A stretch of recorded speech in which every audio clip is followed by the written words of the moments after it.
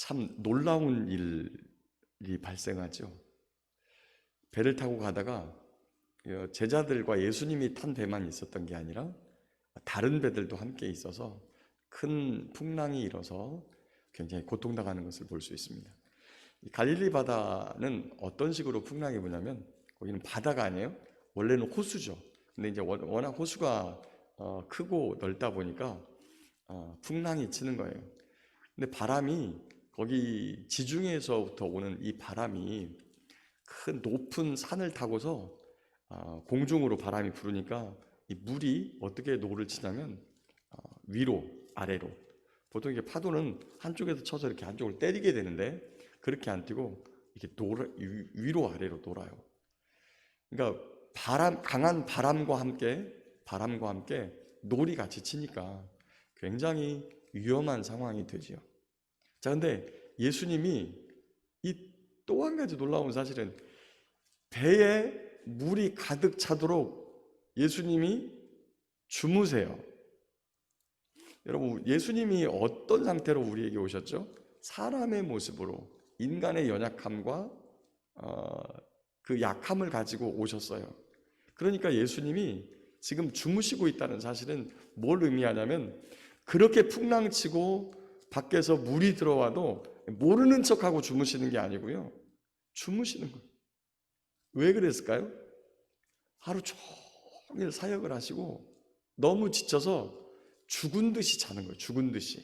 그 풍랑치는 뱃속에서 그렇게 배가 흔들리고 물결이 차고 들어와도 깨어날 줄 모르고 죽은 듯이 주무시는 거예요. 그렇게 힘들게 어렵게 사역을 하신, 피곤하신 예수님의 모습을 봅니다.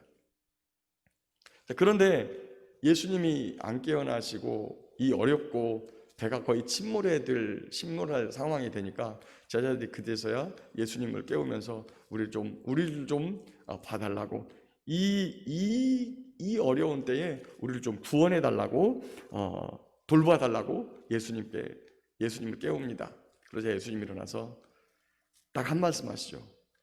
잠잠하라, 고요하라.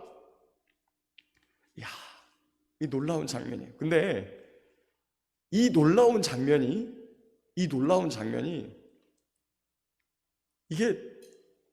이게 하나님이 창조하신 세상, 그 아름답고 복된 세상이 그 왕으로 만들어 놓으신 사람에게, 인자에게 복종해야 한다고 하는 이러한 하나님의 명령이 있었다는 거예요.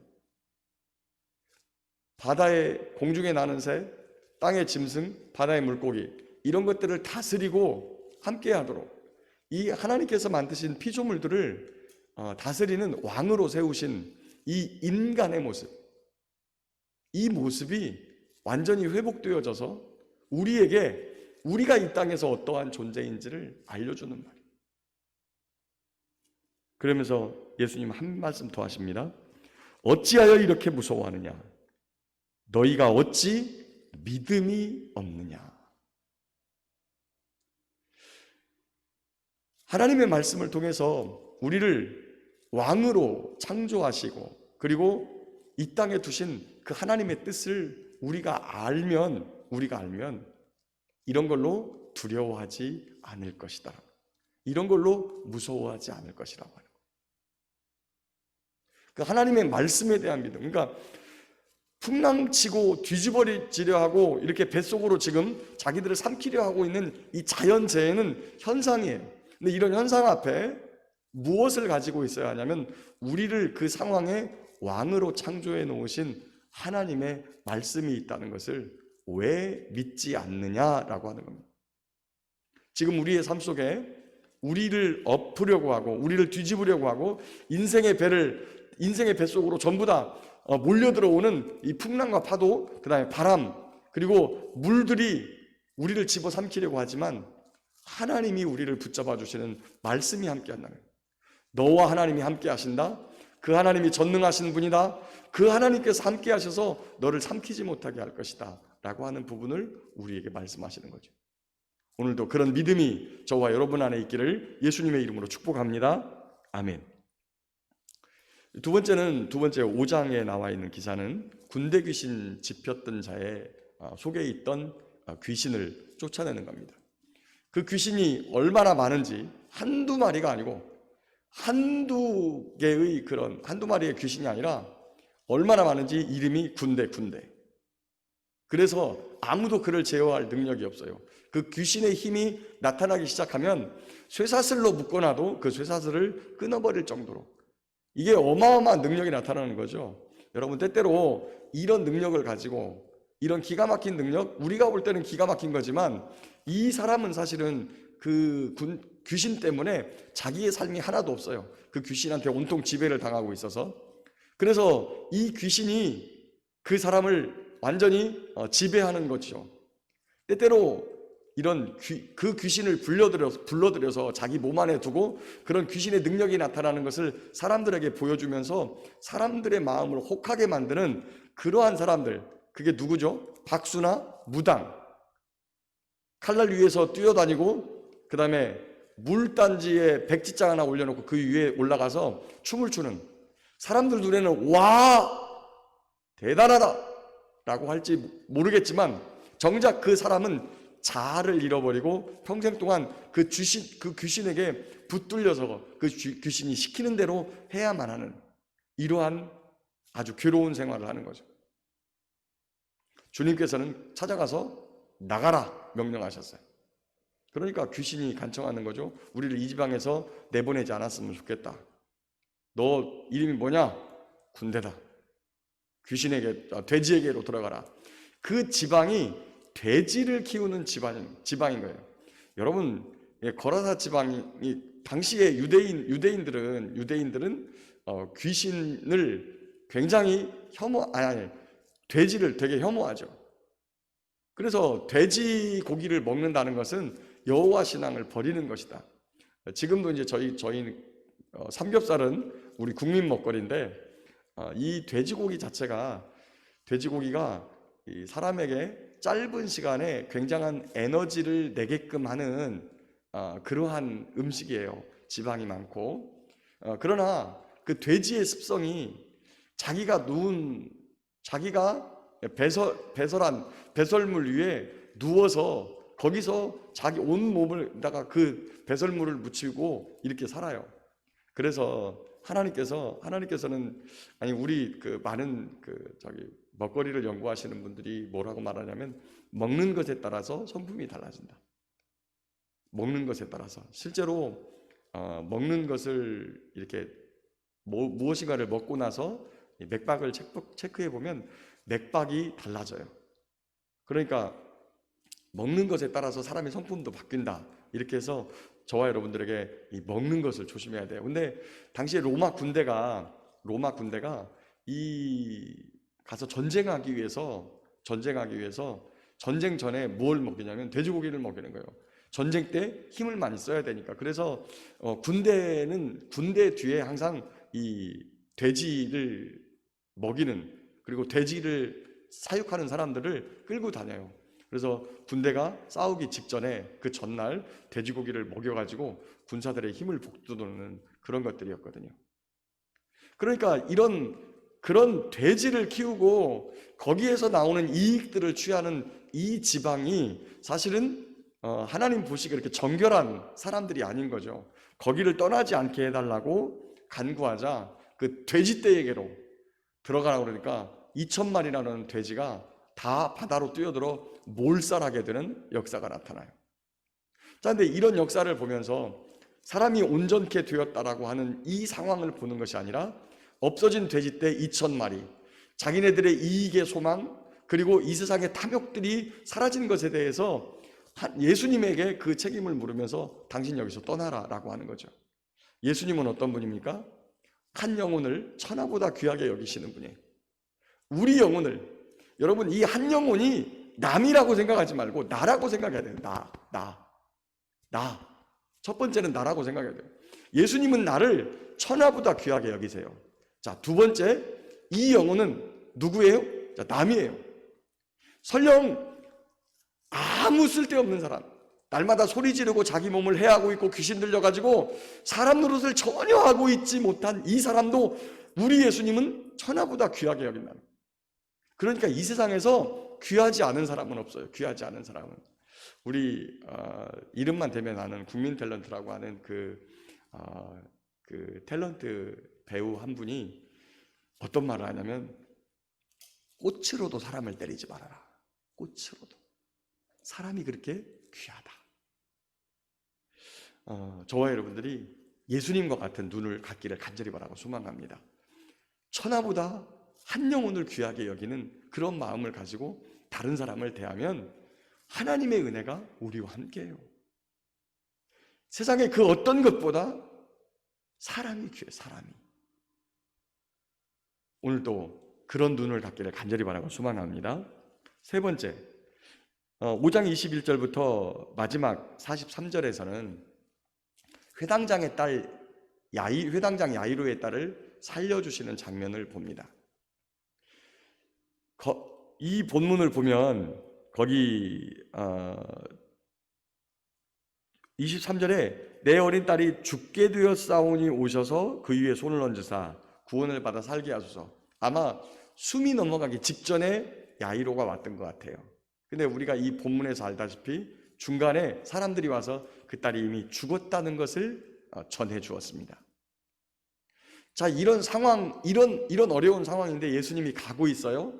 야이로의 마음은 너무 급하죠. 어린 딸이 죽기 전에 이분을 데리고 집으로 가야 되니까.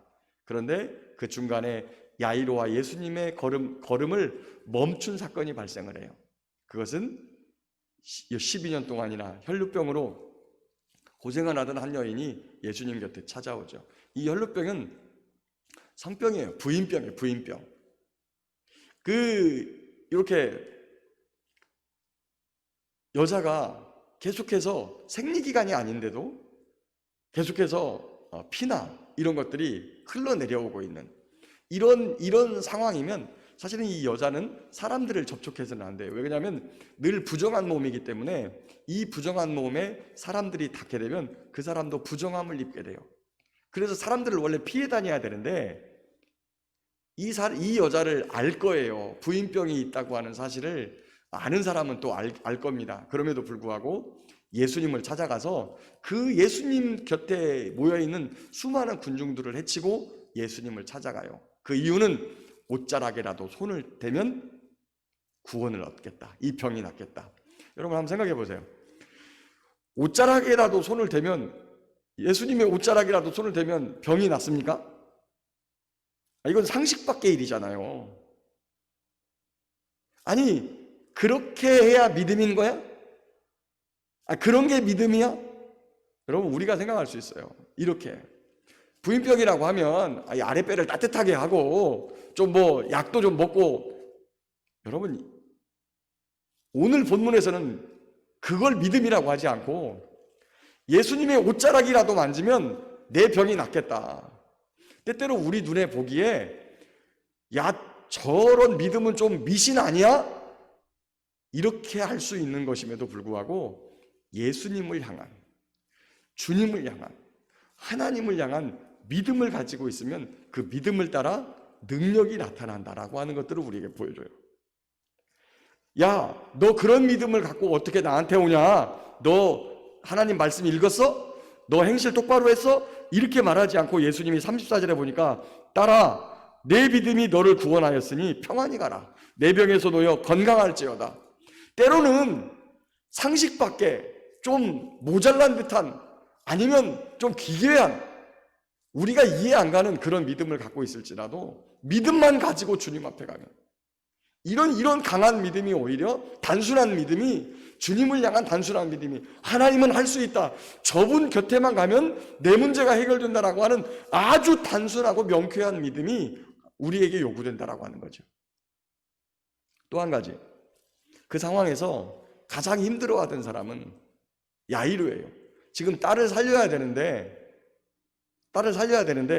그 상황에서 옆에 와가지고 사람들이 뭐라고 그러냐면, 당신의 딸 이미 죽었습니다. 선생님 그만 괴롭게 하시고 가시죠. 장례 치르러 가시죠. 너 죽었어. 너 끝장났어. 근데 이때 주님께서 야이로의 마음을 딱 붙잡아 주시는 한 말씀을 합니다. 36절에 두려워하지 말고 믿기만 하라. 두려워하지 말고 믿기만 하라. 우리의 삶이 송두리째 뒤집어지고 엎어지고 무너지고 자빠지고 다 안 되는 것 같아도 두려워하지 말고 믿기만 하라. 모든 문제가 우리의 삶을 코너로 몰아붙이고 우리의 삶을 안 되는 쪽으로, 못 되는 쪽으로, 또 상처받는 쪽으로, 아픈 쪽으로, 죽는 쪽으로 나아가는데도 불구하고 우리 예수님은 무엇라고 말씀하시냐면 두려워하지 말고 믿기만 하라. 또 한 가지 기가 막힌 이야기를 합니다. 집에 가보니 이미 자기 아내의 울음소리가, 딸을 잃어버린, 딸이 죽어서 통곡하는 자기 아내의 울음소리가 들려오는데 예수님께서 뭐라고 하십니까? 죽은 것이 아니라 잔다. 죽은 것이 아니라 잔다. 자, 근데 이 상황 속에서 예수님의 또 한 가지의 특이한 점이 있어요. 거기 보면 그 상황에서 그 회당장 야이로를 데리고 오는 상황에서 37절에 보면 베드로와 야고보의 형제 요한 외에 아무도 따라옴을 허락하지 않고, 지금 막 이 12년 동안 혈루병 앓고 있던 그 여자가 쫓아올 때까지만 해도 예수님 주변에 많은 사람들이 함께 따라왔어요. 그리고 그 혈루병 앓는 여인의 낫는 것을 보았어요. 그 여자가 혈루병 앓았다는 이야기를 할 때 주변이 쫙 물러갔겠죠. 혈루병 앓는 여자 다면 부정하니까. 그런 사람들을 너희들 오지 마 하고, 심지어 나머지 제자들까지 전부 다 여기에 오고 따라오지 말라고 딱 막습니다. 야이로의 집에 가서 거기서 이미 죽었는데 하면서 예수님을 향하여 좀 조롱하고 이런 섞인 눈빛을 보내는 사람들을 집에서 다 내쫓아요. 거기 40절에 봅니까? 죽은 것이 아니라 잔다고 하는 예수님의 말씀을 그들이 비웃더라. 예수께서 그들을 다 내보내신 후에 부모와 자기와 함께한 세 제자만 데리고 가가지고 이 소녀를 살려내. 왜 그럴까요? 하나님은 믿지 않는 불신자들에게 하나님의 역사를 나타내지 않기 때문에, 거기에 간 자들, 간절히 하나님을 바라보고 아주 작은 믿음이라도 가지고 있는 그들을 우리 주님께서 그들을 통하여 역사하시기 때문에, 이 시간 무엇이 우리의 삶에 필요합니까? 믿음이 필요해요. 무엇에 대한? 하나님에 대한, 예수님에 대한, 하나님 말씀에 대한 믿음이 필요해요. 그 믿음은 복잡하지 않아요. 단순해요. 명쾌해요. 성경을 몇 번 읽어야, 내가 무슨 일을 행해야, 내가 뭐 100일 기도를 하고 1000번제를 드리고 이런 게 아니라 아주 단순한 믿음. 하나님이시기 때문에 할 수 있습니다.